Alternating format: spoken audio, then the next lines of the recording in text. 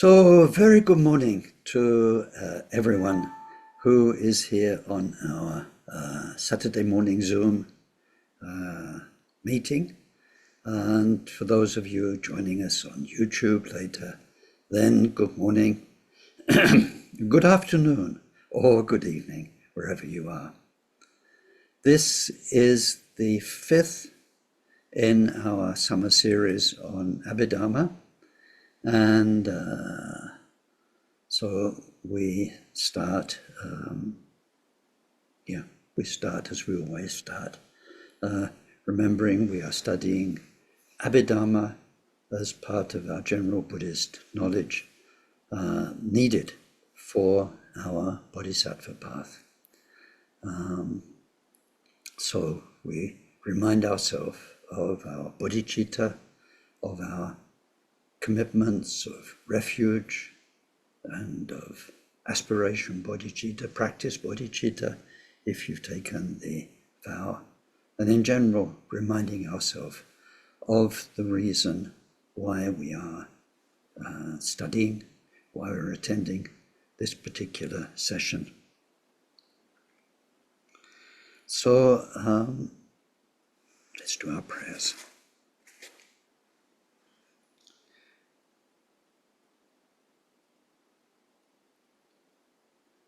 We take refuge in the Buddha, in the Dharma, and in the community of most noble minds.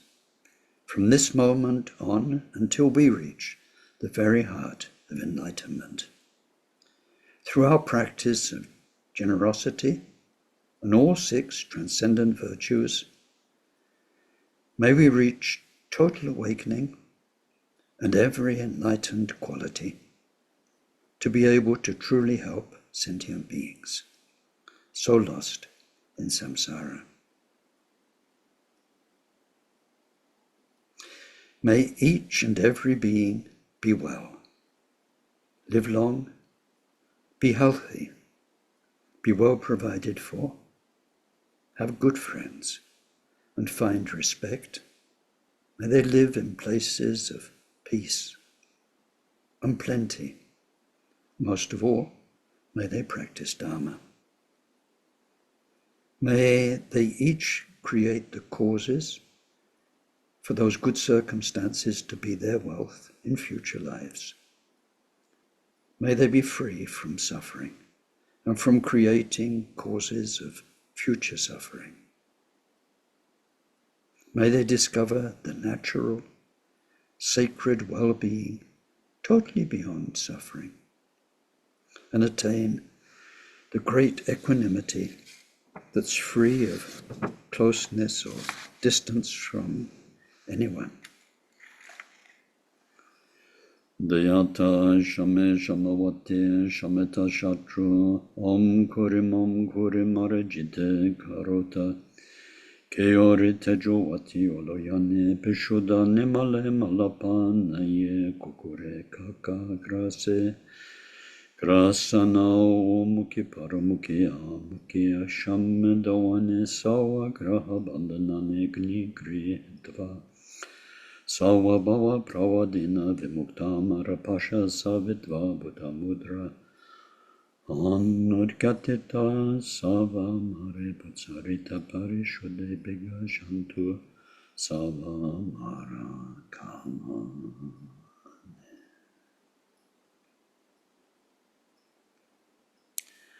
Glorious Guru, source of all blessing, ever present above our heads on lotus and moon seat, through your immense kindness, ever sustain us that the accomplishments of body, speech, and mind flow from you, and we are one.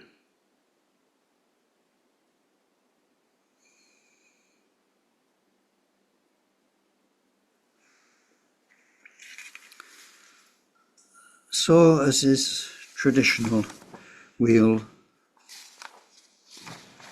zoom in to where we are. We're, of course, studying the Buddha's teaching, and so the Buddha's teaching is in two main areas from the Tibetan point of view, Sutra and Tantra, where the word Sutra covers the Tripitaka, Sutra, Vinaya, and Abhidharma. Within the overall Sutra teachings, we are studying Abhidharma, the Buddha's teachings on mind and matter that were taught by the Buddha here and there at different times and gathered together as a science, as a very complete, a very elaborate science of mind and matter in the centuries around the year zero in our era. And then commented on by wonderful commentators over the last 2 millennia. And of all those commentaries, of all those distillations of the Buddha's Abhidharma teaching, we are studying the Tibetan teacher Mipam Rinpoche's work, which is called Penetrating the Ways of the Wise, or Kenjuk. The Kenjuk itself is in 3 main sections. The first sections are 10 fields of knowledge. The second section is about the 4 types of wisdom, or vidya, one gains through those 10 fields of knowledge. And then the last is about the 4 seals of Dharma, the 4 characteristics of an authentic Buddhist teaching, that because we have the 4 wisdoms, through having studied the 10 fields of Dharma, we'll be able to give to others. We're in the 10 fields of wisdom. The first of the 10 is about the 5 aggregates, and so far we've covered the first 3 of the aggregates. If we think of the aggregates simply as mind and matter, then the first one, form, was about matter. Our 5 sense faculties, which are material, and then what they are aware of, visible things, sounds, tastes, and so on, which are also material. So 5 senses, 5 objects, but then also we had mind as a knower and mind's objects.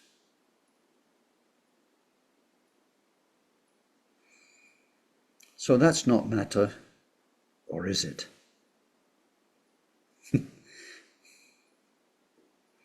Now that's an interesting question, which I'm sure you've been thinking about over the last few weeks.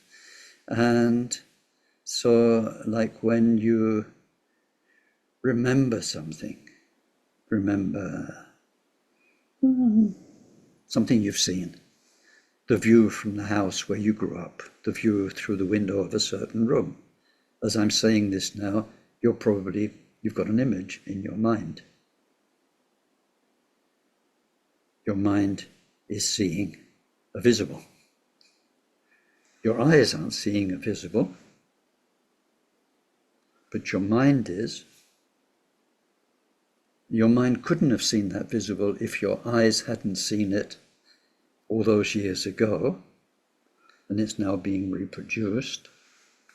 But in almost every minute, every hour that goes by, we are working through our 5 senses, but we are also working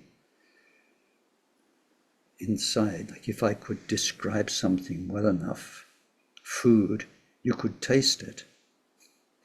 Even the taste would come to your tongue, even though you haven't got the actual object on your tongue. If I talk about the beginning of Beethoven's Fifth, you've already got boom, boom, boom, boom going in your mind. You heard it without an orchestra. And you can look at it the other way too. Because in the end, everything is processed by our mind. Maybe even when the 5 senses do work, maybe our actual seeing is in the mind rather. Both the what is seen and the seeing itself is in the mind. Anyway, there's a lot of food for thought there. But anyway, what we looked at was the lists. We looked at what when we study Abhidharma is included in the first aggregate, which is form. Form is kind of the basic building blocks that we're working with. What we're mainly interested in is getting out of suffering. Suffering's caused by karma, and karma's caused by what we do. So why do we do it? How do we do it? This is what's explained in very great detail by Abhidharma, including the journey of getting out of the whole process of making karma, especially making harmful karma, and of attaining liberation. So form is kind of the basic building blocks. It's like an object, a frying pan. You could use it to cook food. You could also hit somebody over the head with it. The frying pan's not good karma, bad karma. Or a knife, come to that matter. It's how it's used. How we use our eyes, how we use our ears, how we use our five senses, how we use our mind. So with form, we're looking at the basic material, the raw material that we have to work with. And then we moved on to the other four skandhas, which are about mind. And first of those, the second skandha was feeling. We saw that was very simple. It's an immediate response triggered by our interaction with form, the five senses, or what happens in your mind, where it feels pleasant, unpleasant, or there's no feeling. It's just neutral. That was very simple. Then we went on to cognition or recognition, whereby we recognize things so that our eye just sees shapes and color. But with the third aggregate, we recognize the shape and color as a child's bicycle or whatever it is. Whether we actually say the words in our head, a child's bicycle, or whether we're just looking around the street and we recognize all the things that are there, bicycles, cars, and so on. Recognize means the information makes sense to us. Recognition, cognition. And in cognition we saw it's mainly categorized, because in Abhidharma we're very interested in systematic categorization. So cognition through the five senses, and cognition in the realm of mind the knower and mind what is known, subject and object. So recognition, cognition, and then labels, references, our own mental vocabulary, which enables me to talk to you. I'm just, actually it's label after label after label. Blah, blah, blah. And it makes sense to you. You sit and nod and you can see that it's sounds. You make sense of the sounds. See,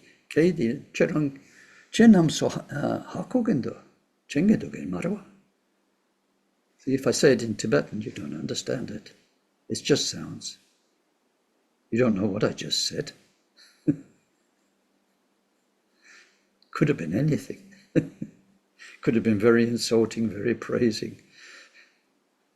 So cognition is very important. And it gives us, as we grow up and become a human being, before we die and lose most of it, this whole way of thinking, recognizing, organizing reality in our minds, in the way we relate to it. Cognition is very, very, very important. And then at the very end of the last session, we moved on to the fourth aggregate, which is samskaras, which are what will be a really accurate translation. creational components, something like that. It's all the different elements that create and have created you as you are, and that we're using just now to create our future. So this is very important. In fact, when we look closely, this fourth aggregate contains nearly everything in mind and matter. We'll see that in a very short while. Some of the things we looked at, like feeling and cognition, they're in there. We're looking at everything that is involved in the creation of karma.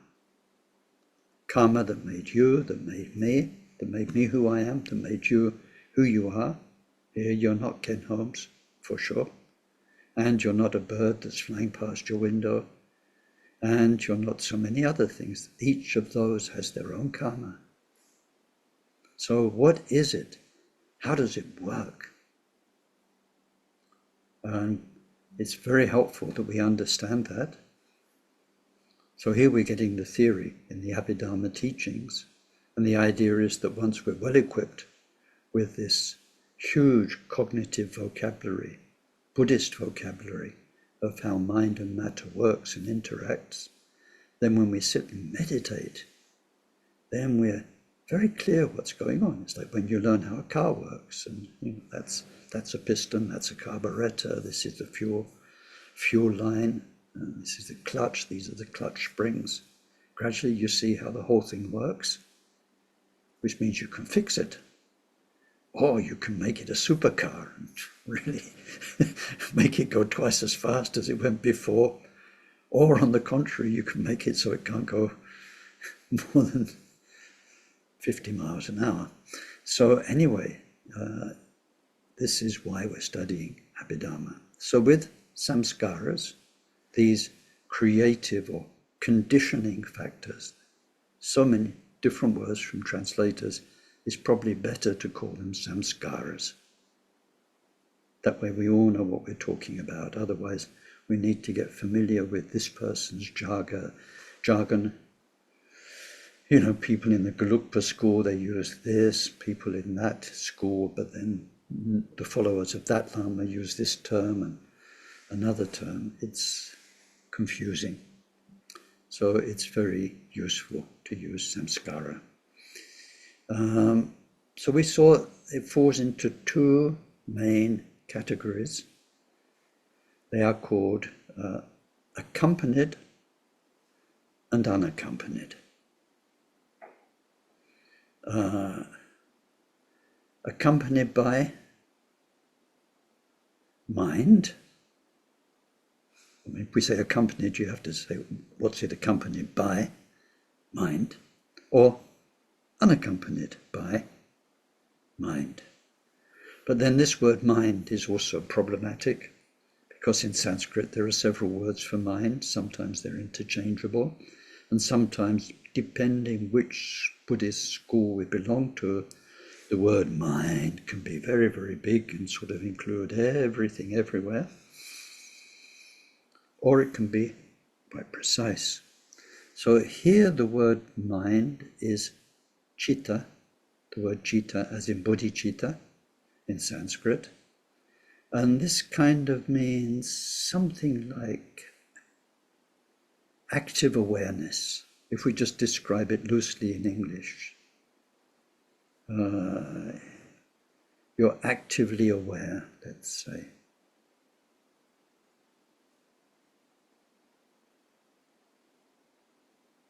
Something like that. It's very hard to describe. So when we go through the lists, that's the best way to describe it, because once we've gone through the 51 main accompanied things, and then we go to the lists of the unaccompanied ones, then by seeing what we're actually dealing with, you can get the difference. You can get the difference. And then especially if you meditate and you observe your mind, then you really get the difference. So, accompanied by chitta. When you look at it in Tibetan, it almost looks like minded and unminded. It's quite simple, raw language. Minded things and unminded things. So with the minded things, with those accompanied, then this is where we move into, I've just summed up as far as we got. And now let's roll up our sleeves and start tackling the list. So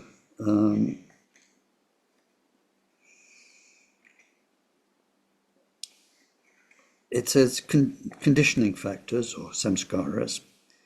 The categories, there are 51 mental activities, or 55 if one counts the 5 attitudes that are one of them. Mathematics. There are 51. One of the 51 is about attitude, right? Your attitude. We've all got attitude. Whether you've got attitude or not, you've got attitude. So that makes 51. If we don't look at attitude as one thing, but as 5 mistaken attitudes, then we've got 55. Because the one has become 5, 55. So we'll see that when we get there. It's called mistaken. It's mistaken attitudes, erroneous belief, wrong view. So there are 51 mental activities. 51 mental activities that are creative factors of karma. We're looking now, we're going down into the mechanism of creating karma. So we get groups within this 51. We start with 5 universals, and so they're universal means they're happening all the time, really all the time, all the time. You could almost say every moment. When we get down into what happens in a moment, you can't quite say every moment, but it's all the time. They're universal. So there are 5. Mental focusing your mind, in other words. Feeling, cognition. You see, they're in here. Mental determination and contact. So of those, feeling, of those 5, number 2, feeling, and number 3, cognition, we've already looked at what they are. Why are they outside as well as inside this fourth skandha? It's because they are so powerful in the creation of karma, they're given their own category. Everything's in this 4th aggregate, is where we get everything. But in the everything, all the different things that go on, some things are much, much more important than others. So they're taken out. We're talking about how did you make the karma that made you you? And in terms of suffering, who were the main culprits? Of course, all 51. But out of those 51, there are the gang leaders, there are the ringleaders, the mafia bosses. And so they are feeling the way that some things turn us on and some things turn us off. that was a big deal. We have an endless history of attraction and rejection. That was a big player in making us who we were. And then cognition, where we defined the world, where we defined me and other, where we made all those projections about who I am, who you are, what it is, what our country is, what happiness is, all of that cognitive labeling, and not just labeling, but then organizing everything you've labeled into friends, enemies, good, bad, desirable, undesirable. Cognition, the story you've told yourself, played a huge part. And then the skanda we haven't come to yet, consciousness, how we used our seeing, hearing, smelling, tasting, touching, and how we used our mind as it remembers and fantasizes and thinks and processes consciousness. So that's the reason that they're taken out, and we have this topic of the 5 aggregates. Otherwise, what we are is all in the what we are mentally is all in the mental events, mental functions. And you've got form, your matter, and mind. So it's all in the samskaras. So we've done feeling and cognition, perception, whatever you want to call it. So then the other ones are mental focusing, or setting your mind. It's universal. All the time your mind is focused. When we come to know our mind through meditation, we can see we can only focus on one thing at a time. We're very inefficient in that sense. When we get to the bodhisattva levels, it will be so different. But just now, we've got unliberated consciousness that can only focus on one thing at a time.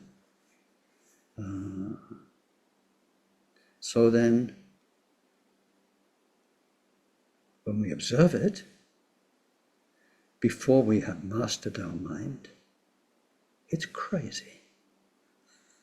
Our mind just goes from this to that to this. I was eating my breakfast this morning. I started singing to myself, Edelweiss, Edel. Now, why? I don't even like the tune. But it came out of nowhere. Out of nowhere. I don't know if somewhere in the people I'm connected with, somebody is having a powerful Edelweiss moment, and that's triggered it in my mind. But when you observe your mind, especially when you practice shamatha, you don't just see how hard it is to keep it in one place, but you see all the places it goes off to in between. It is out of control. We are the puppets of our history. The puppeteer is our history. It pulls the strings and our mind goes here, there. But we're just looking at that process, how it focuses now on this, now on that. It's the focusing. So this is like setting the mind. If it were a camera, it's like, you turn it towards this, you zoom in, you zoom out, you set the focus. And then if we're listening, or if we're eating and we want to be aware of the flavor, then we focus very much on what's happening in the mouth. And somebody says, well, can you smell that? All of a sudden, whatever you were thinking of, you stop and you start, what is it they're smelling and they want me to smell? Focus. So just that. It's very simple. Mental focusing. Mental determination We could call it concentration, but that's too powerful a word, especially when we talk about concentration in terms of Buddhist practice. It means not only do we focus on something, but we choose, depending how much choice you've got, but we choose to stay with that focus. So this is like concentrating our awareness in that one place rather than going off to something else. The opposite is if you have a second where you're focused on something, there's no interest, you don't want to hang around there, it's gone. The difference is, if it is a smell, what's she cooking for dinner? It's burning, or whatever. You're deciding to stay there. You're keeping your mind in one place, which of course is very important when we do practice shamatha, because we're using this power of holding the mind on its focus.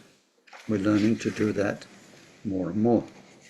So this is called, the word in Tibetan looks like determining. It determines where we give our attention, where we give our time, where we give our energy. We focus on. And so this is a universe, we're talking about what happens from second to second. But behind this, of course, there is work. We have to focus on our work. So in the longer term, you spend a third of your day focused on your work, or a quarter of your day, or people who are into gardening. Then their awareness, their thoughts, their planning and everything is, whether it's through the five senses or in mental consciousness of planning, thinking ahead, or working out, understanding, all that. It's holding or determining where your life energy, your life force is being invested. That's in the bigger term. Here we're looking at it moment by moment, and it's by repeating moment by moment that days, weeks, months, years of our life go into what we choose. So that's mental determination. It's not determination in the sense of, I'm determined to do this. It's what determines where our life is invested. And then the third thing is very technical. It's contact. And it's something we'll look at more when we come to the fifth aggregate, consciousness. Contact is very simple. It's absolutely, totally technical. When our power to see joins with the visibility, the power to be seen of something in that moment, there's visual consciousness and there's contact. Contact. That moment is a seeing moment, and you're seeing before you label it, before you feel about it. That contact is a visual. Contact is universal. What we learn, for instance, is not in these teachings, but what we learn is that what happens after contact, we can fiddle with, we can engineer. Whether we feel good, whether we feel bad, we can change that with time. Whether we project this label onto it, friend, enemy, beautiful, disgusting, we can change that. Whether we're going to get involved with the thing or not, one way or another, get into a fight, get into a relationship and so on, we can do something about that afterwards. Here we're talking about the first moment, contact, where in that moment it's one of the five senses, or contact in your mind, when your ability to remember joins up with a memory. Then you have mind contact, and just like your eye sees a color, then your mind remembers a moment. So they're universal, they're happening all the time with a speed, with an incredible speed. If you look around a room, the thousands of things you can see in a couple of seconds. The amount of contact and focus, it's amazing. So there are 5 universals. Then we get now 5 different things. These are not so mechanical. These are in the longer term. 5 things which also determine the objects that we spend our time with. So they are aspiration, interest, mindfulness,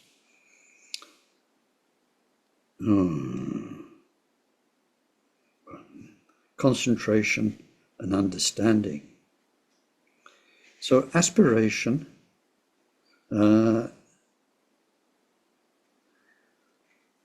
very broad definition. It says it's what causes one to possess what is desired.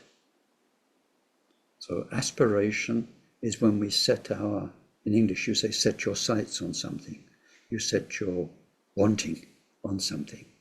I want a university degree. We aspire to have a, whatever it is, MA. So then because of that, so that's the something desired. Then desire's one thing. Wanting something doesn't mean you've got it. Right? So then in order to get it, then we have to work. We have to do all whatever is necessary, if it's possible. If it's possible to get it. Maybe you don't have what it takes to get that particular MA. You'll fail and you'll flunk, and in the end you'll become a happy plumber. Or you'll get an MA in a completely different discipline. But the aspiration, see, we're talking about, these are what determine what you get into, what determine the karma you make in the bigger picture. What's making it all happen? Aspiration. That's why we do prayers. We replace our historical aspirations with pre-formulated, highly blessed aspirations that gradually trade in the old ones for new ones that are very helpful for us and everybody. So it's what causes us to get what we want. And it becomes the basis for diligence, for worldly diligence. We're not looking at just Dharma here. Aspiration means that because you want something, you'll invest your energy, diligence. And, diligence, when we studied it, remember, I made this terrible term, delightigence. This real meaning of diligence is you can put a lot of energy into something because you like it or you want it. You want the result. So you can really give it all you've got. So it's the basis for diligence.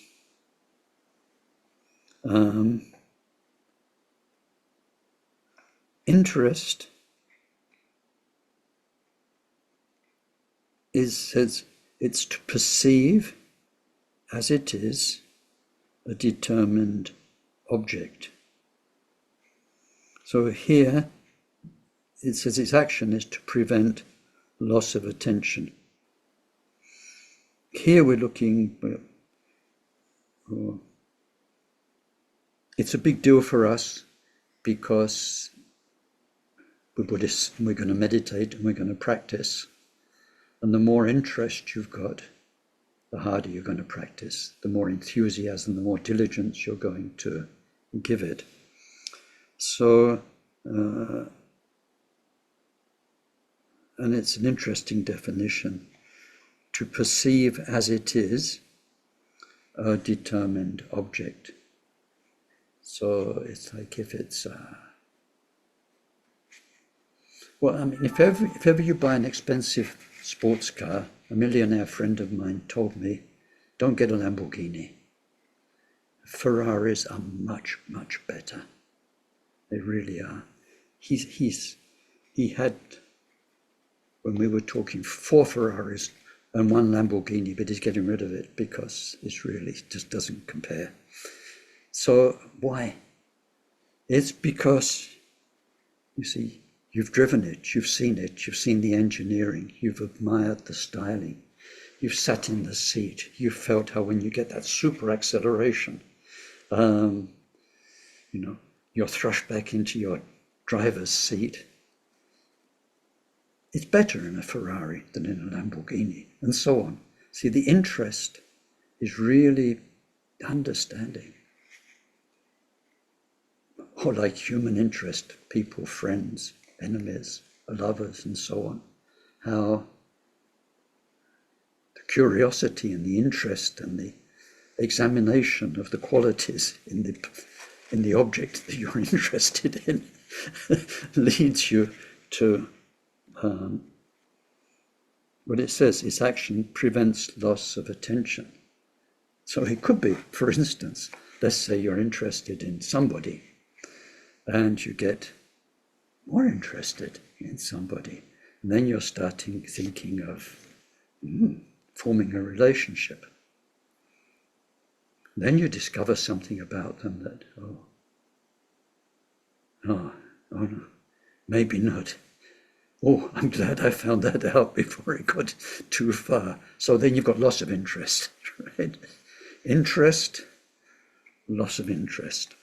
So interest, whether you're going to invest your time and energy in something or not, it's mainly, I can say, a truthful and authentic discovery of what that thing, person, or whatever it is, enterprise is. The third one, mindfulness, it's the word we translate as mindfulness. It's Drampa in Tibetan. Now, it's not the topic of this talk, but in Tibetan, in Sanskrit, the word mindful does not mean what most people think mindfulness means these days. Mindful, the whole essence of mindful is memory. It means you remember, and memory in the sense of you don't forget. Now, of course, although obviously they go together, remembering means you didn't forget.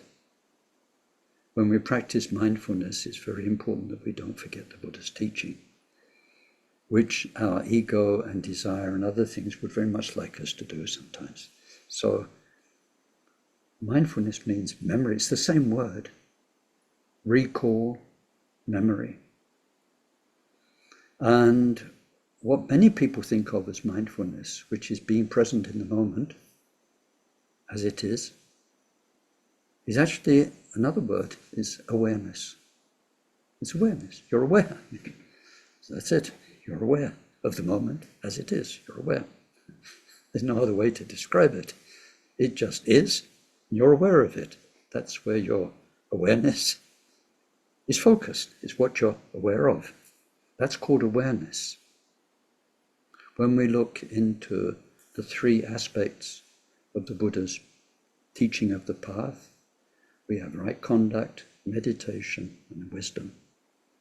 They're our 3 driving forces on our Buddhist path. Right conduct is present in our practice as care. We care about ourselves, we care about other beings, we care about how we use our mind and our body, and so on. That's care. Meditation is present in the form of awareness.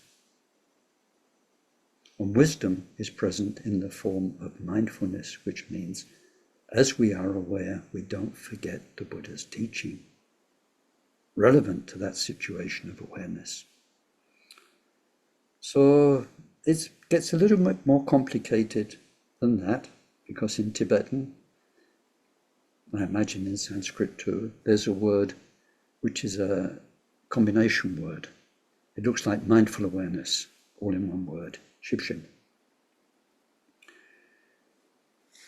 Anyway, it's not the topic here, but mindfulness actually means recall. It prevents one forgetting what is familiar. Its function is to avoid distraction. So here we're looking at how we invest ourselves, the 5 determinants of the object, the 5 determinants of how we use our life, moment after moment, day after day, year after year.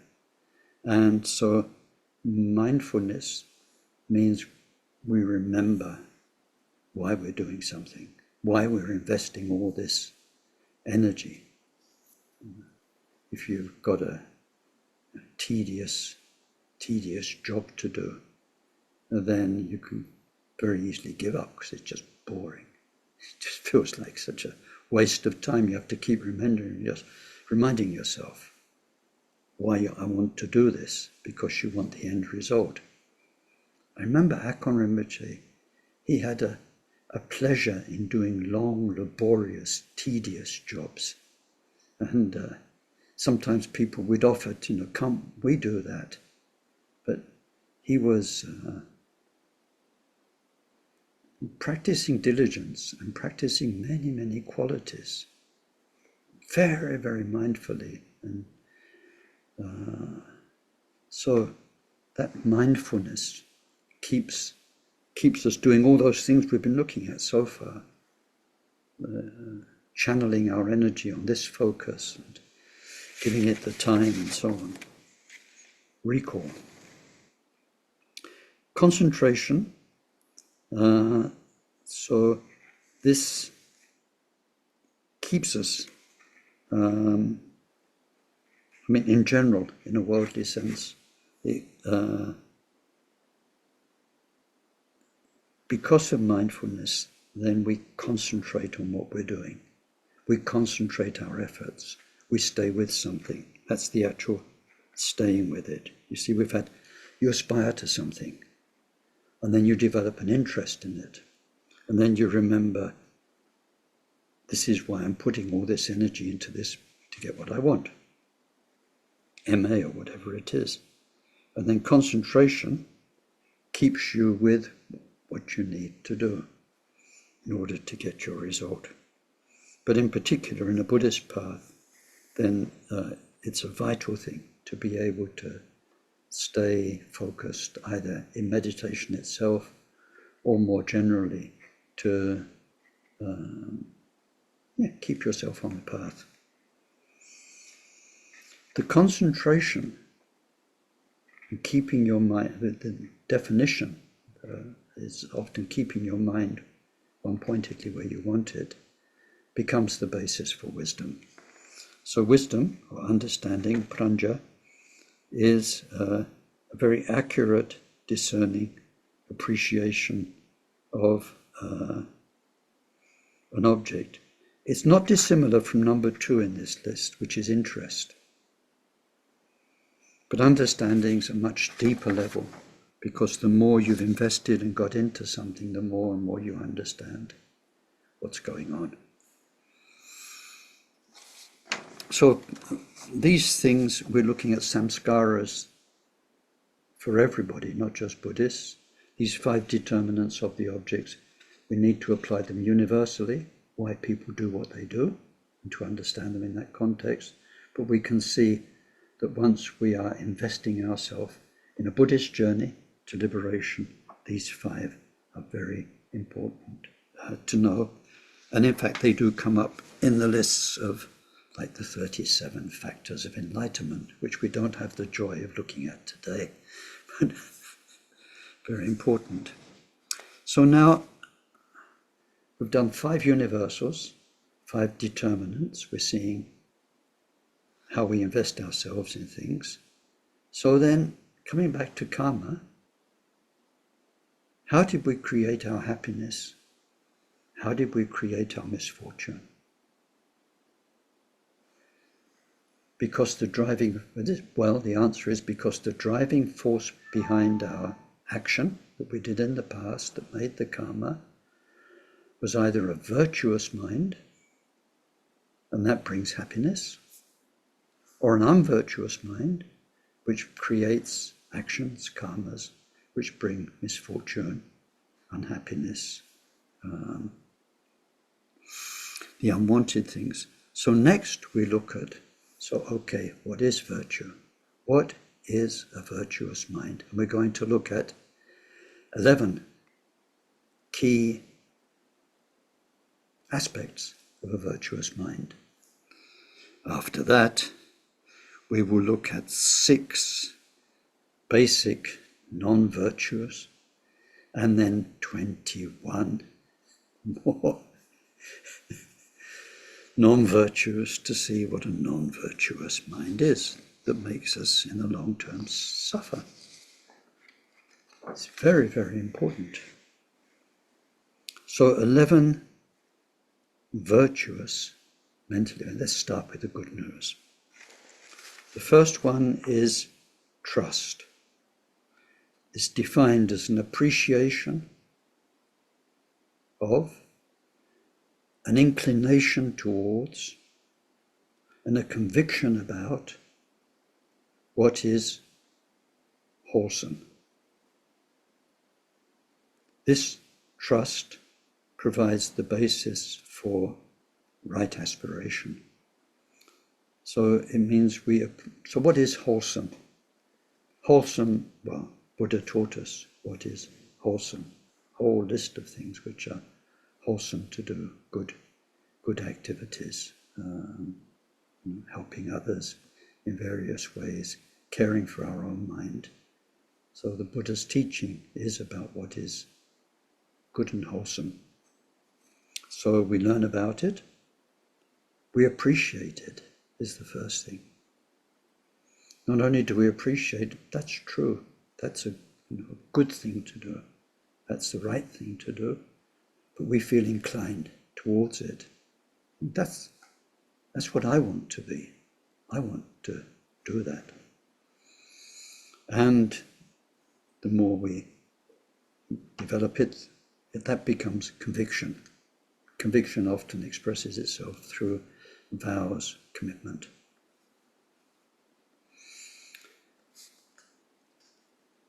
So when it says this provides the basis for aspiration, it's quite interesting if you're thinking about the words. Aspiration, in English, it sounds a bit kind of woollier, lighter than trust. Trust sounds like pretty solid. You trust something. It's a powerful word. Aspiration sounds like, quite like this. Sounds lighter. But here we're looking at the big picture of what you aspire to be, to become. That bigger picture of aspiring to become so much better, if we use a simple word, than you are now. An improved version, like the soap powder. A new improved Ken is now on the market, and going to get better and better. Keeps colours perfectly coloured and whites whiter than ever before, and with a new added ingredient, which means it also smells nice. So this kind of aspiration for who you want to be, what you want to become, what you want your life to be and its impact on other people. So it comes through trusting the Buddha's teaching, trusting, and more generally, it's not because it's the Buddha's teaching, it's because the Buddha taught what's good, what's helpful, what makes good karma. So we find when we study Dharma, sorry, I'd give long explanations for each of these, or it's not just the words, but I hope it helps. When we study Dharma, we study what is called Universal Dharma and Buddha Dharma. Universal Dharma is what is, how can you say, commonly accepted to be good and wholesome. Like honesty, not lying to each other, not deceiving each other. You don't have to be Buddhist to practice that. All over the world, somebody who's a liar is not looked on kindly, not talked about kindly. Somebody who cheats other people, deceives them.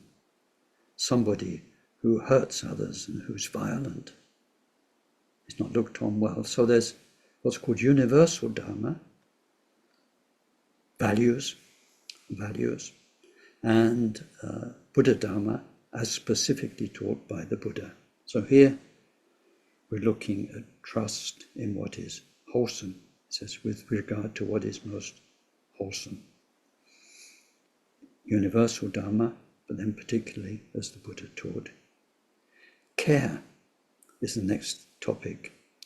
And this is very, very important. Our serious Buddhist path, the path where we're really determined to invest our life into huge change. The path has 37 factors of enlightenment as we go through stage after stage. The first 4 are generally called mindfulness, the 4 foundations that are mindfulness. But when we look at that mindfulness, it has 3 components. They all need to be there together. It's described by teachers like Jamgon Kongtrul and other wonderful teachers, like a tent with 3 poles, like a wigwam, teepee. It's just got 3 poles. 2 poles doesn't work unless they're really deeply buried in the ground. You need 3, and they hold each other up. They hold each other up very nicely. In physics, 3 legs is the best configuration. It works on any surface. 3-legged table works anywhere. Once you've got 4 legs, you're in trouble. Because unless your surface is completely flat, one leg's going to be jumping up and down. And then 5, 6, 7, 8, 9, 10 legs, more and more complicated. 2 legs doesn't work. It falls over. 3 legs is fantastic. So using the 3 tent pole example, 3 things absolutely need each other for our Buddhist path to set off right, to work right. These are care, mindfulness, and awareness. A lot of interest in cultivating awareness these days under the title of mindfulness. But without the care, it doesn't really work. So when we go back earlier in our list, we had the 5 universals, the 5 determinants of the object. Those 5 things which determine how we invest our time and energy. If you look back at them, you'll see that they depend on care. So care is defined as paying earnest heed to one's moral conduct, what we should do and what we should avoid doing. And it brings, this care brings achievement of all that is best, both in terms of worldly achievement, existence, and the peace of liberation. So what we're looking at here is 11 virtuous dynamics of mind. So to cultivate trust, to cultivate care is very much part of our task. We need to care more and more for ourselves and for others. And because of that, to care for what we do with our body, speech, and mind, basically. Another thing we need to train in, and which is virtuous, is proficiency. But of course, it's not just any proficiency. This is proficiency in what is wholesome. I mean, you could be a very proficient killer. So just not any proficiency in what is wholesome. And this means the fitness of a body and mind well trained in virtue. It is proficiency in shunning involvement, getting rid of involvement with what is unwholesome. That's a huge part of our training, recognizing what is healthy in us, what is unhealthy for us, and getting rid of whatever intoxication. If something's toxic for you, then what are we doing with it? Why is it there? Why is it in us? Why are we involved with it? Toxic pursuits. So we need to be disintoxicated. So proficiency is learning to shun involvement with the unwholesome and to enjoy making your body a healthy, fit body, as much as health permits, but you're doing your best, and especially through meditation posture, breathing, so all those things, and your mind. Also, virtuous is equanimity, the mind naturally at rest, without the three poisons, attraction, aversion, or dullness. Its function is to prevent opportunity being given for the mind poisons, klesha, to arise. When we are in equanimity, stable, calm, peaceful, then it's so much easier not to let anger, jealousy, pride, passion, and so on arise. So cultivating equanimity is a virtuous mental activity. Now the next two go together, a sense of self-respect and a sense of shame. The first one is in private, and the second one is in public. So the sense of self-respect is to feel ashamed of our moral failings when we're with ourselves. So this sense of self-respect, self-dignity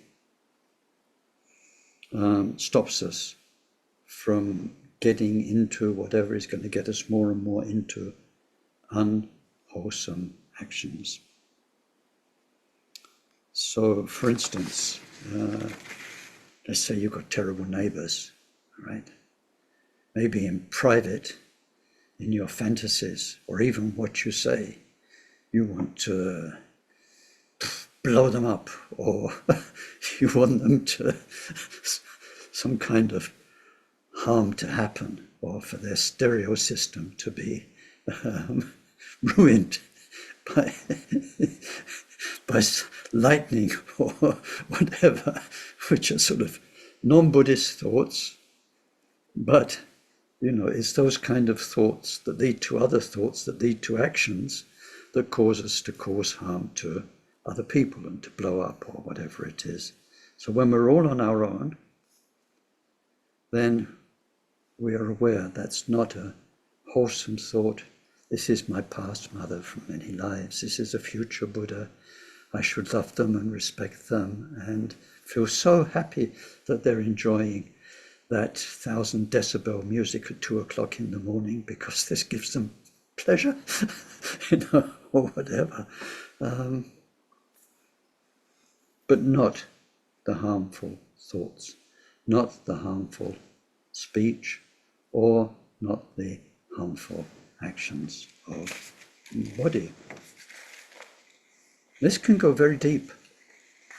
Usually when we look at karma, harmful karma of the body, it involves somebody else.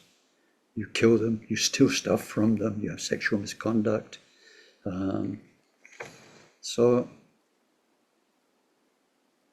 But if we go into Vajrayana, where our body is the home of all the deities, then we need to treat it, care for it so preciously, knowing it's the vehicle that will give very, very special Dharma progress. So that's in private, sense of self-respect. The next one's sense of shame, and this is how we, it's a sense of shame, how we feel it would be shameful to say this, to do this in front of other people. That's in public. It's very basic Dharma, this. We're looking at Dharma for all the different Buddhist traditions. And so what I won't talk about today is what some people may think of as Dharma. It's okay if you act unconventionally or crazily, if you're being true to yourself and true to your own path. Doesn't matter what other people think. Because you know deep inside, or you feel deep inside, that this is right. Everybody else may be saying it's wrong, but you're convinced it's right. Now, actually, when we look into these two, there's an awful lot to think about, either on a simple level or when we get to talking about Vajrayana activity and what you do. Is it important what other people think? Is it important the example we set? Generally speaking, is very, very important. And in fact, the best Dharma is not blah, blah, blah Dharma. It's the example we set to others. Sometimes you go to a funeral and you hear they say, I never heard this person raise his voice once in their whole life or say anything bad about anybody. You think, gosh, that's amazing. If it's like me, I've raised my voice in my life. I've said bad things about people. They can never say that at my funeral, but the example we set to other people, and especially once people know we're Buddhists, very, very important. And it's the greatest of teachings. And when we look at Arhats, it says they don't actually teach much of the time, but their whole being sets the example. So this is a sense of shame in public. We know not to do this because this is shameful. It will be a shame for me to do that. I should be ashamed of myself in front of the Buddha and in front of my Dharma teachers.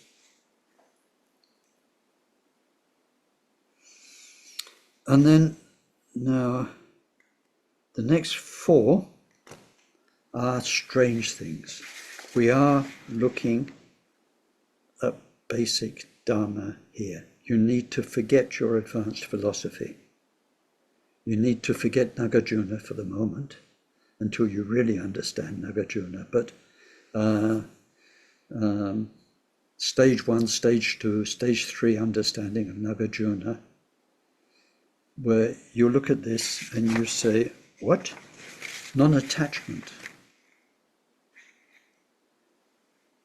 Non-attachments, well, there's nothing there.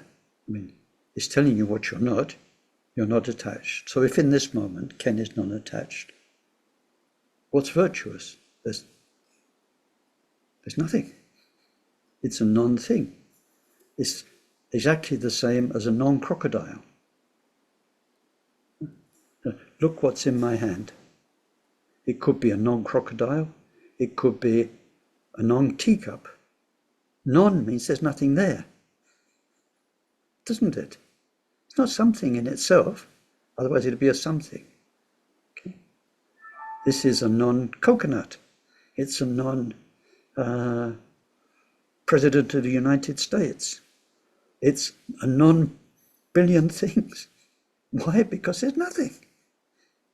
So how can nothing be a virtue?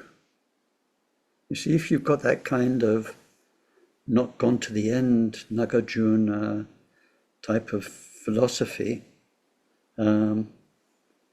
where you realize that when there's nothing there, how can you assign qualities to it? Now here we're saying it's a virtue. We're going to have 4 of them, non-somethings, right? But they are definitely virtuous. So we need to come down from that level and to be very realistic. Usually the word non in Buddhist teachings means something that was there before is there no longer. That's why we can talk about non. The example that's often given is a cluttered room, a room full of furniture. Okay, there's a lot of stuff.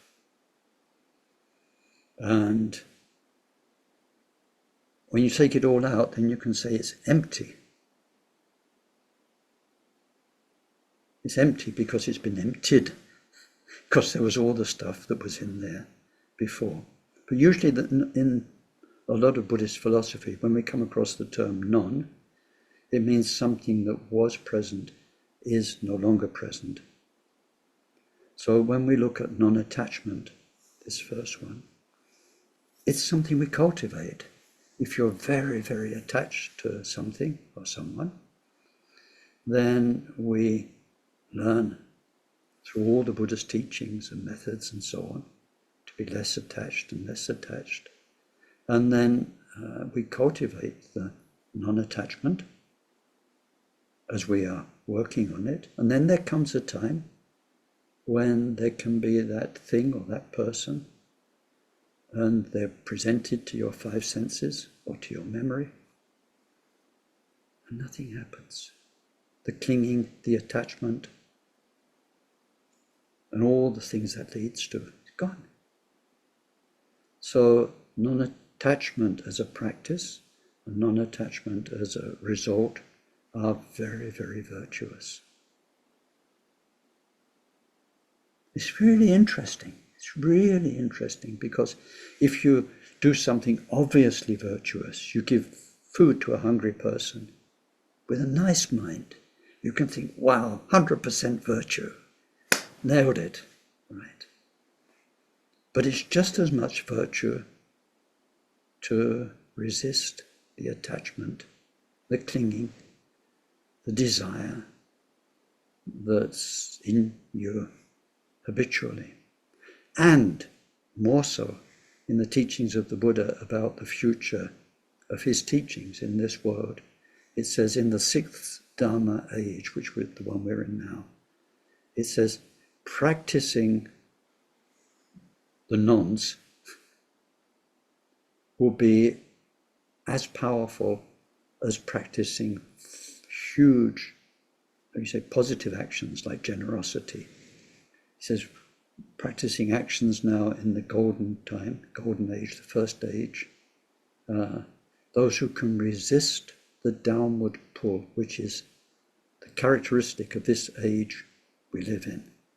There is all around us something that wants to pull you down, drag you down into being more sensorial, more full of desire and anger and all those mind poisons and to do harmful actions. That's how this age is defined. So those who can resist are performing enormous virtue. So this training in non-attachment, learning, working on our attachment, it's normal that it's there. Normal that we have desire. We have such a history behind it, but we can work on it. Same with non-aggression. So our tendency to get upset by things, by people, in all of its various stages. We'll see some of the stages later in the 21 subsidiary ones where we get irritation, rage, wrath, a whole list of stages of aggression. So again, non-aggression means that we are diminishing the habitual aggression we have. And when through that, you're in a mind state which no longer feels aggressive towards things, situations, people, but it did feel aggressive before, then that is in itself virtue, even though there's nothing tangible there. This will be one of the most beautiful signs of your Buddhist progress. It's just, as you practice, things aren't a big deal anymore. People don't wind you up so much. People don't attract you so much. Situations, power, status, objects and things. It's just not there. You look, it used to be there. That used to make you like this, or I want it, or whatever. And now, really nice sign. There's beauty, a smoothness, something very wonderful. And then the third of the main mind poisons, we've done attachment, desire, we've done aversion, aggression, and the third one is usually ignorance. It's ignorance in the sense of dullness, stupidity. We can cultivate stupidity. You might not want to admit it, but businesses, they call in auditors to check their accounts and to look at how efficiently or inefficiently their business is run. If you called in the bodhisattva auditors to your life, and they did like a 2-week audit, and they came with a report at the end of you as a Buddhist, and what are you doing that's cultivating your stupidity and your ignorance? And what are you doing that's cultivating your wisdom and your awakeness? Well, I think it might be very embarrassing. I know it would be if it was for me. But this is what we're looking at. Learning. We have so much to learn. Not facts and information. There's endless of that on Wikipedia. We have so much to learn about ourselves, about life, about each other, about human responsibility, and so on. Wonderful things to learn. And so we can learn, we can see the activities that dull our mind and just make us kind of waste time, basically, waste our precious time, and get rid of them. So this, again, it's cause and result, working on our dullness and stupidity, to get rid of it, replace it with wisdom, awakeness, awareness. And then the result is a virtue.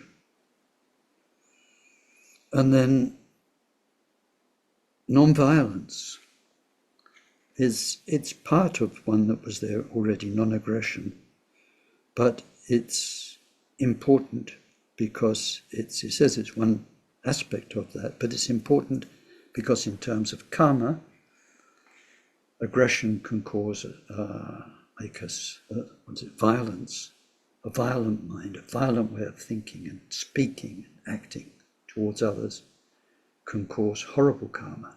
In a few moments we can make karma that colours whole lifetimes. So we have to get rid of it at all costs.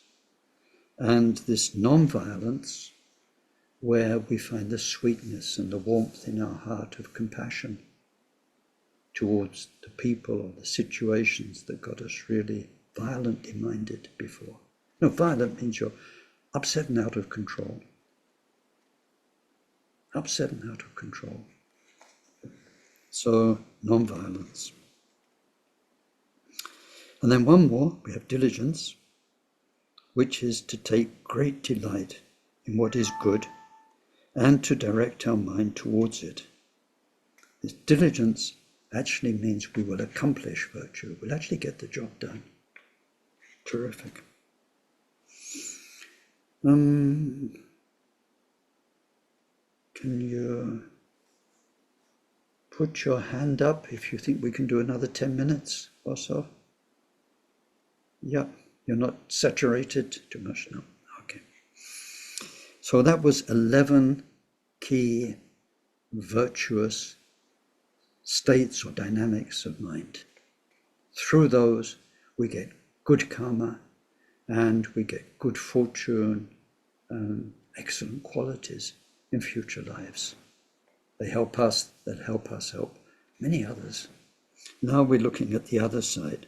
What is unvirtuous? What's going to bring misery and suffering to us in the process of doing, or through these unvirtuous mental states? We're going to hurt other people too, bring bad karma on us. So the first one, there are six. The first one's ignorance. And of course, there are endless things we don't know about, but this is ignorance of cause and effect. Because that's what's made us all who we are. We're making karma, cause and effect all the time, and that we are writing right today with our lives the story of our own future. We're writing it by what we do. Our actions are like a pen, writing the novel of your future life. So not to know about cause and effect, not to know about truth, the four great truths or the two truths, relative and ultimate, or the three refuges. Now, this sounds very Buddhist at first. I mean, we've got the key terms, the three jewels, the three refuges, the four truths, cause and effect. It sounds very Buddhist, but you need to look beyond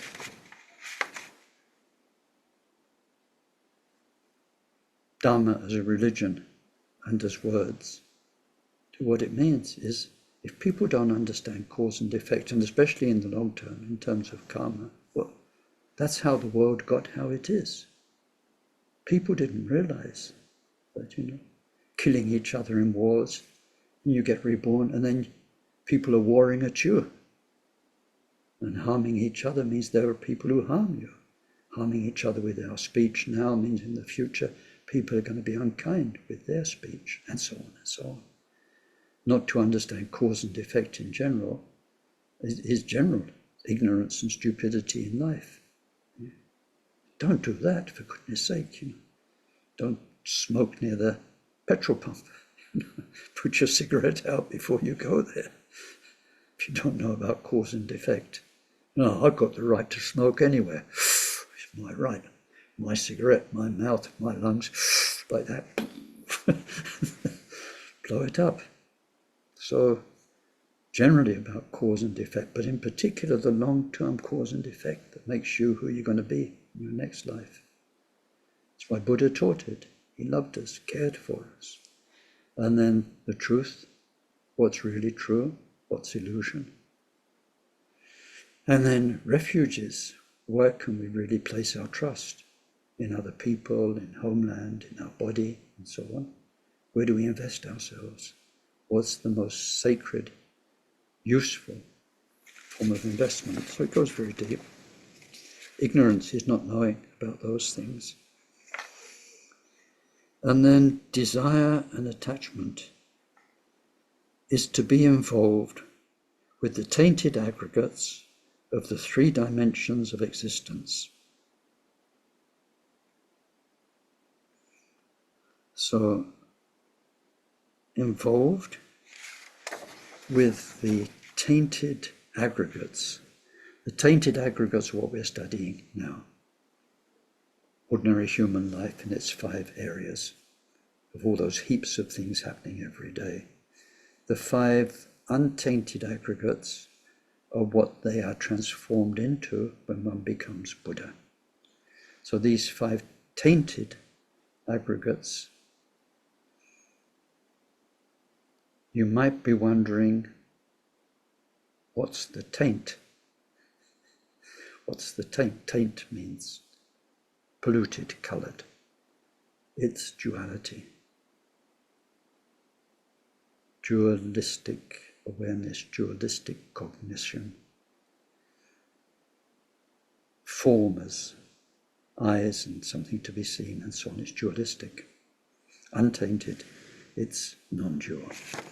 So it says, to be involved with the tainted aggregates of the 3 dimensions of existence. 3 dimensions, I think we have them already in this course, but if not, there is sensorial dimension, often translated in books as desire realm, and shown in like the Wheel of Life as the 6 realms: devas, demigods, humans, animals, and spirits, hell beings. That's the sensorial dimension, because the keynote of one's existence are the senses. Paradise is paradise because it looks good, smells good, tastes good, feels wonderful, blissful. And what was the one I missed? Anyway, sounds good. Full of beautiful music and so on. It's sensorial. It's sensorial. That's why we call it paradise. That's why we call it hell. It hurts. It hurts your body feelings. It's horrible to look at. Its sound is deafening and horrible and so on. It's sensorial. That's one dimension. Sensorial dimension called desire realm, which is not a good translation. The next one's called the form realm. It's where you're reborn as a result of shamatha meditation. If through shamatha you reach the absorptions, the dhyani, then when you die, there's no bardo. You go straight into that state of absorption for a long, long time. Doesn't last, but for a long, long time. Long, long time. In our years, thousands of years maybe. Of course, because you're absorbed, you don't really have a sense of time. So, you're gone, you're absorbed. It's like sleep, when you've been asleep for 6 hours and you wake up and it's like you only just went to sleep. Absorption is absorption. Anyway, each of the dhyanas, 4 dhyanas, each has 4 main levels plus a 17th level. Each has their own resultant rebirth in the equivalent state of absorption. They're called the form realms. Sometimes when we do shamatha, we do absorption in the formless realms, which are infinite space, infinite consciousness, and then nothing whatsoever. It's the name of the absorption. We're absorbed in nothing whatsoever. And then neither cognition nor absence of cognition. 4 formless meditations. If we do those and achieve the absorption, then when we die, we're reborn in those states of meditation. No body, just a state of mind. That's the formless realm. Sensorial realm, form realm. So in all of them, there can be desire, involvement, let's say involvement with the state we're in. So then that's justice. This is 2 types, either in the sensorial dimension or in those meditation dimensions. So we'll stop there for today. We're right in the middle of a list, but I think that's enough for maybe one day. It's very interesting for me. I never know how far we're going to get, because unless I've done a very totally similar course recently, I've got no way of gauging how long it's going to take to speak. I thought we'd get further today, but we need to stop there. And I've got a party piece when we come to pride. Pride is terrible. There's, from the scriptures, there are 7 types of pride. And it's painful to listen to them, it really is. So we'll save that for next time. And just now we'll dedicate anything that was good and useful in our session together.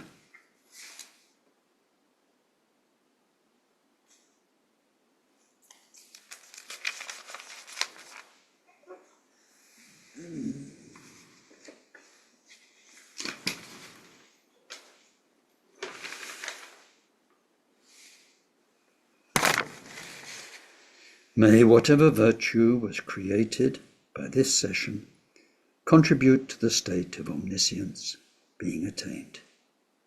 By the main enemy, our mind's defilement, being completely defeated.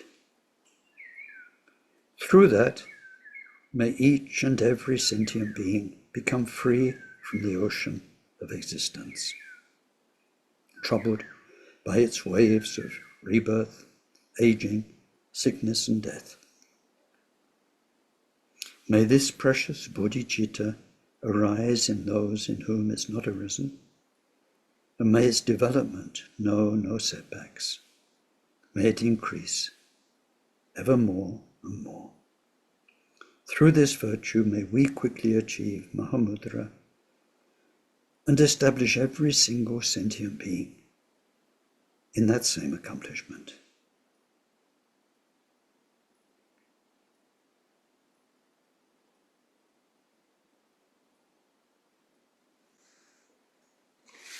Thank you. So let's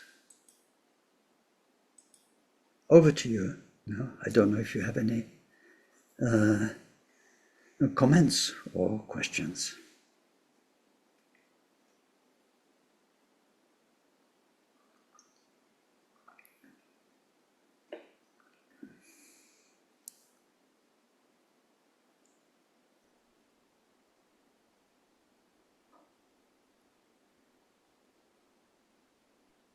And could you say something about the practical application of all these lists, what it looks like when being applied in daily life, how that develops?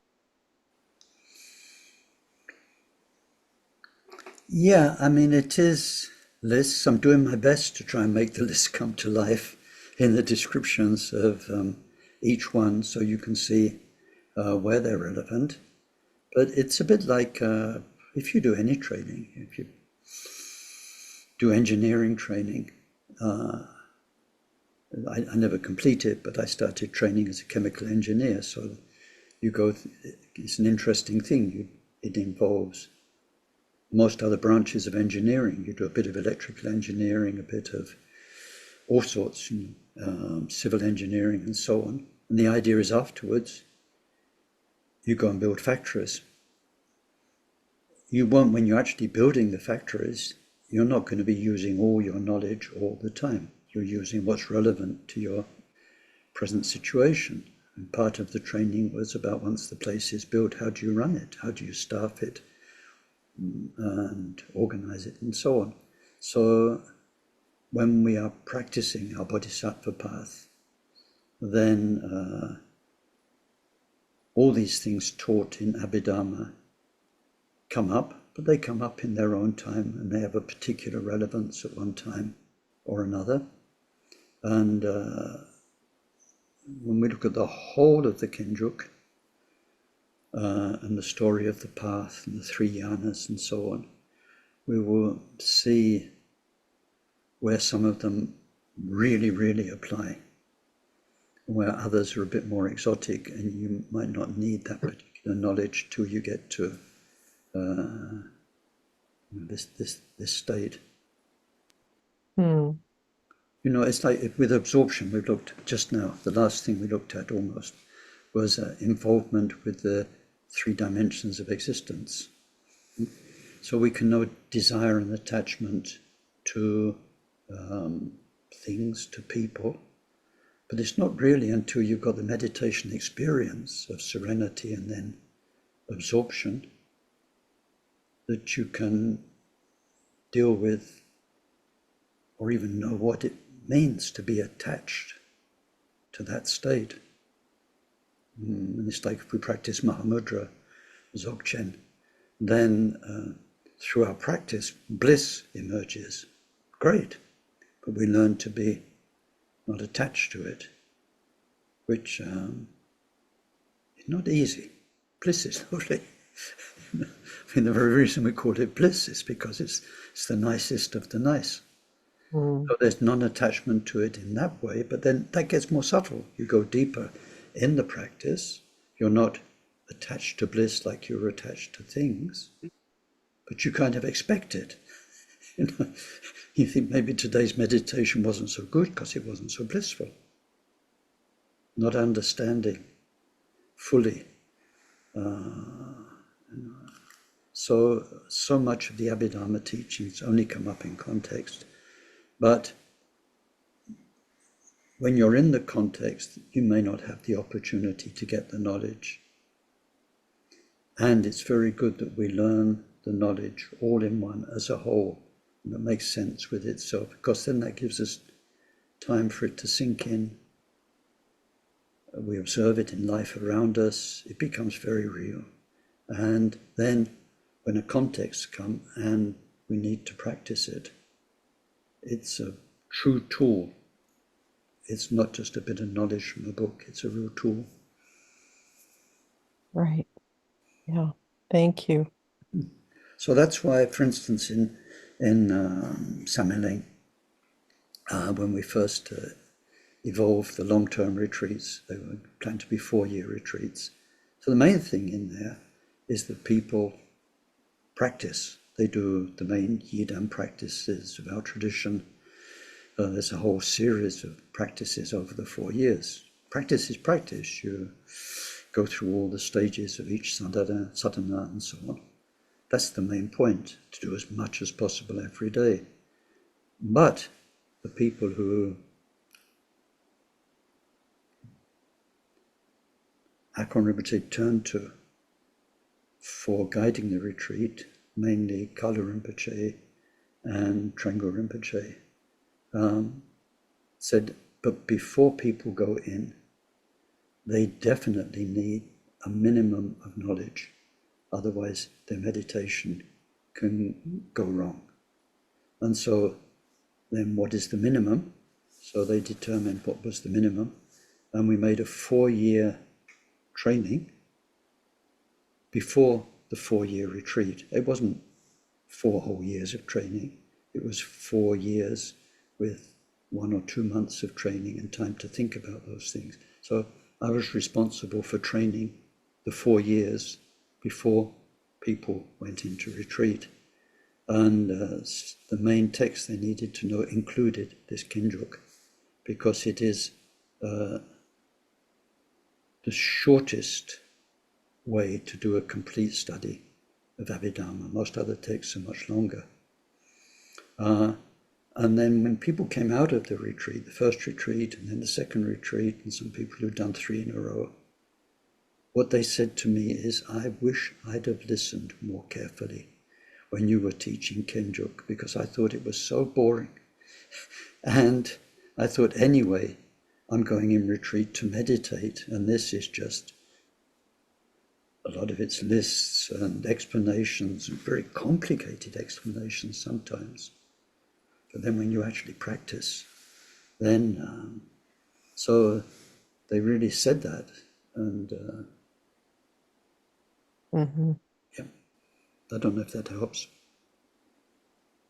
It's helpful. Thank you. Yeah. And it's an observation more than anything. I was struck by your phrase, what would a bodhisattva auditor say? Having worked in the world where we were audited every year, and I'm minded that there was always a conflict of interest between those being audited and those doing the audit. And some of the self-reflection that we have to do is a sort of self-audit. Mm. And the one that often presents the greatest difficulty, I think, is this sense of shame, because it requires an acknowledgement of something to be shameful about. Mm. And I did think there might be a whole new course in the world of a bodhisattva auditor too. Yeah, well, it's like, just as you say. I mean, all the bodhisattva texts, they advise all the time to be mindful and aware of what you're doing. And then one bit of advice very, very often given is first thing when you wake up, aspire to what you want today to be. And then last thing at night, just before you fall asleep, look back and think, was it?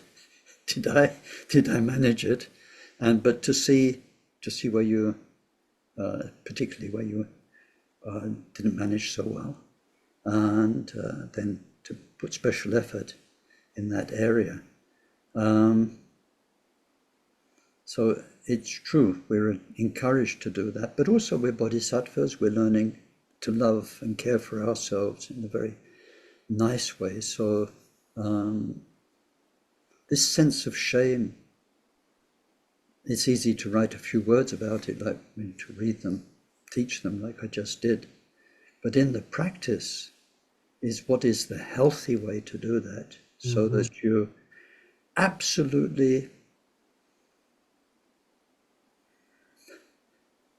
I shouldn't really say this, but I knew some people at one point who were auditors and they did accept bribes. So then there was less conflict between, made a lot of money. Less conflict between the auditor and the audited, right? Okay. So when we audit ourselves, we need to be 100% truthful, but 100% kind. So this self-punishment and guilt, beating yourself up,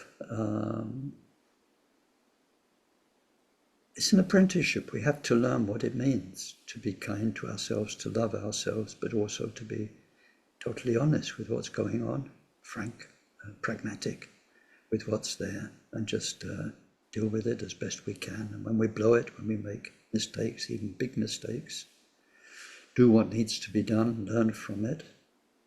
I think you can only learn in the living reality of those moments, what it's like.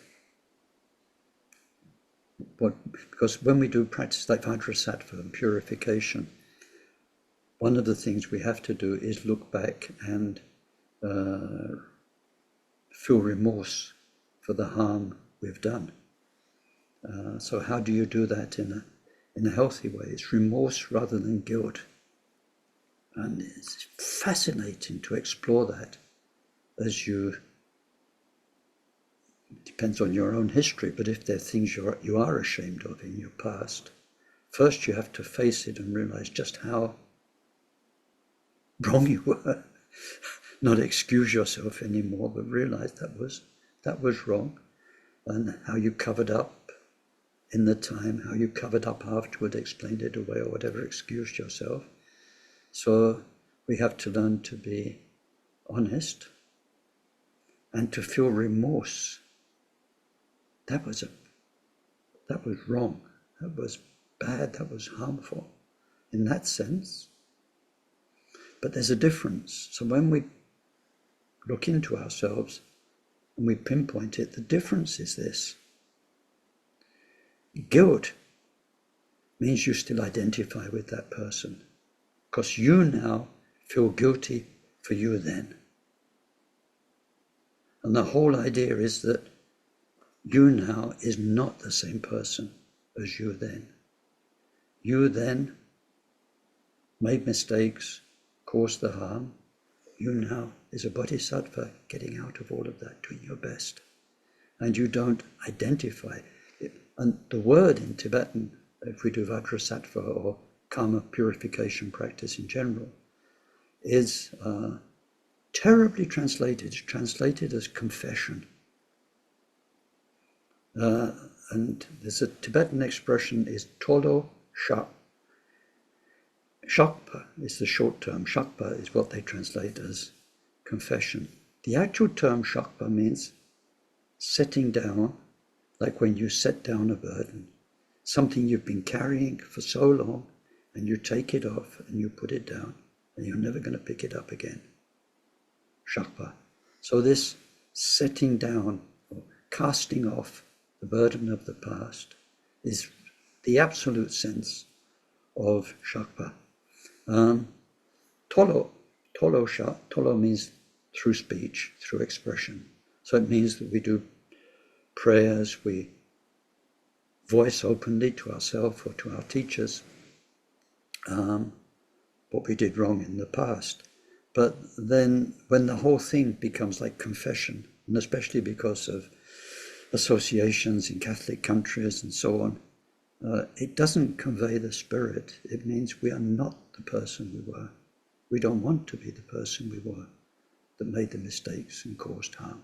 We identify now with the person we're going to be, a bodhisattva. So there's remorse.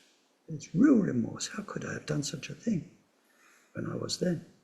And how wonderful that I've got the present opportunity. So, in Abhidharma we get the lists, and teachers give us a bit of teaching like I gave you today. But the real work is when we take this home and explore it. See, what does it really mean in practice? And then that one about shame, sense of shame, private and public. One of the most vivid areas I've come across in my work as an interpreter or as a Dharma teacher is when people go to their gurus or to their teachers, and I can remember long lists of people coming to see Akon Rinpoche or any other visiting Lama. And people have usually got their piece of paper with their questions on, often quite technical questions about, well, if karma is this, but oh, no, and blah, blah, blah, questions. The real transformation points are when people can talk about themselves and the ugliest parts of themselves and the things that you don't want to tell your teacher about. What your mind or your body or your speech gets up to in private. You want to tell them about your practice and this and ask technical Dharma questions. But when people sometimes come in and then all of a sudden, sometimes they crack up and out comes their real, vital, central life situation that's the real, going to be the real focus of the Dharma work that will transform them. And sometimes that can be so embarrassing. So embarrassing. The last thing in the world you want to tell your rainbow-bodied guru. I did this. But that is really one of the most vital areas and it's where this sense of shame in public and in private becomes really interesting. Thank you, Ken. Welcome.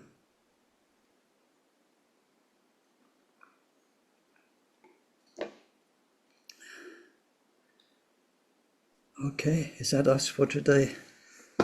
Well, we're back again next week and carrying on with, and we've only just started with the non-virtues, I'm afraid. Once we've gone through these first 6, which have become quite detailed, then we've got 21 more subsidiary unvirtuous mental activities before we get into more fascinating stuff. But we must go through them because really we do need to know what virtue is and what virtue, non-virtue is.